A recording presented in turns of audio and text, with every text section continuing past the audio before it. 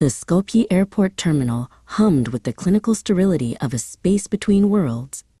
Peregrine stepped off the plane, his lungs adjusting to the dry, recycled air and his mind buzzing with the anticipation of his first solo journey into the Balkans. He carried only a weathered rucksack and a digital map of the city. As he approached the arrivals hall, the necessity of local currency became a pressing reality. He needed dinars for the taxi and the evening's expenses.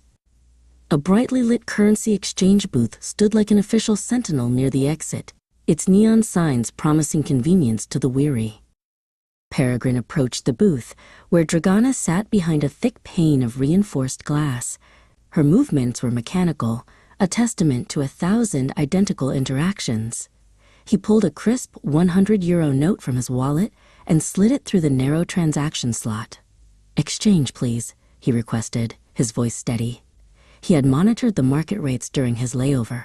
He expected a fair return of roughly 6,100 dinars, the standard rate for the European currency.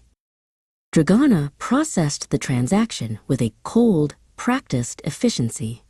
She did not offer a greeting or a smile. Her eyes remained fixed on the digital display of her terminal. She fed the euro note into a scanner that beeped in monotonous rhythm. Then, she reached into her drawer and retrieved a small, uneven stack of orange and purple bills. The silence between them was heavy, filled only by the rhythmic tapping of her keyboard as she finalized the entry. When the plastic tray slid back toward him, Peregrine's heart sank. He counted the bills twice, then a third time. The total was barely 4,800 dinars, a staggering 20% less than the market value. "There must be a mistake," Peregrine said, his voice rising in concern. He tapped the glass to catch her attention. "The rate you've applied is predatory. Where did the rest of the value go?" Dragana didn't flinch. With a subtle, dismissive tilt of her head, she pointed toward a small, laminated card taped to the side of the booth, obscured by the metal frame of the glass. In microscopic font, it detailed a convenience surcharge and a service spread that effectively legalized the theft of a traveler's purchasing power. "The transaction is complete," she said, her voice a flat monotone. "The signature on the receipt constitutes your legal agreement to these terms. There are no reversals." Peregrine left the terminal feeling violated. It wasn't merely the loss of €20. It was the realization that the airport, a state-sanctioned gateway, was complicit in a system designed to exploit the uninformed. He sat in his hostel later that night, the injustice gnawing at him.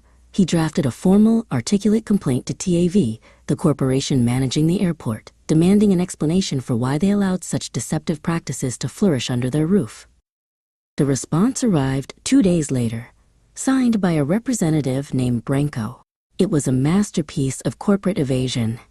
"While we appreciate your feedback," Branko wrote, "the exchange office is an independent tenant. Their rates are a matter of private contract law. As the rates were technically displayed and you accepted the cash, TAV has no liability. The matter is closed." Branko sat in his high-rise office, the email sent, moving on to the next task without a second thought for the traveler he had dismissed. Peregrine refused to let the silence win. He took screenshots of the deceptive signage, the receipt, and Branko's dismissive email. He posted them to Balkan Travel Watch and various international consumer rights forums. "This is not just a bad rate," he wrote. "This is a calculated, corporate-backed trap for the vulnerable. TAV chooses profit over the integrity of the Macedonian welcome." He hit post, watching as the first few likes and shares began to flicker on his screen. Within 48 hours, the post had gone viral. It was shared by thousands, catching the attention of Alara, a prominent consumer rights advocate and legal blogger. She reached out to Peregrine, offering to amplify his story. "They rely on the silence of the victim," Alara told him during their video call. "By documenting the lack of transparency, you've turned a private grievance into a public liability for them. Corporate responsibility is a choice, and we must make the alternative too expensive for them to maintain." The digital wave crashed into the real world. The comment sections were filled with hundreds of similar stories, creating a collective roar for change. travelers began tagging the official accounts of the Macedonian Ministry of Tourism and TAV's parent company.